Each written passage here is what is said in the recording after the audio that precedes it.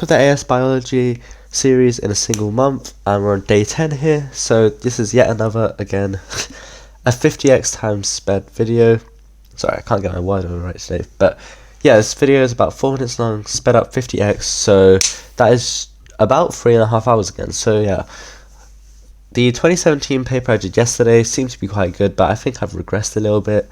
I don't know what was wrong with this paper, but it just, the mark schemes weren't making much sense, so I don't know if this is a one-off. There's also quite a lot of new content in this though, so that also makes sense.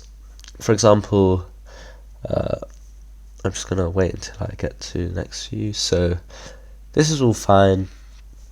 Another investigation question for 6 marks, so they're usually for 6 or 5 marks, but generally the marks are usually, mark scheme is very predictable for these investigation questions. Yeah, that was a bit of, aseptic techniques. This was just GCSE, but I forgot how it works, so I had to research a little bit about that, about autoclaves, disinfectants, everything like that. Yeah, we had to learn a bit about egg and sperm cells, so gametes, had to recap about meiosis and that whole side of it, so that was good.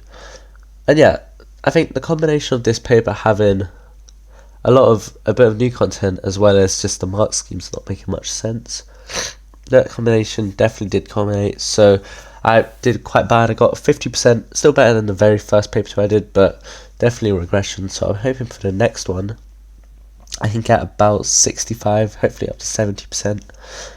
That would be quite nice. Of course, I still haven't learned about sperm cells or the majority of egg cells, so that's going to be a lot of things that could keep me down. And seed banks, this is the first time I've seen them as well. I know this is a big topic in biodiversity. Let's just this mark scheme, it doesn't make so much sense, but it's alright. Got that. A bit about glycoproteins and the Golgi apparatus, where the carbohydrate group is added. And yeah, also a bit of evolution coming up later with the over here with the fish. So yeah, I've definitely find it harder to predict the mark scheme for this paper. I feel like just because there's so much to talk about, it's not easy to know what the question is actually testing, but it's alright. Should be making improvements along the way. Here you can see me learn about meiosis, watching a YouTube video.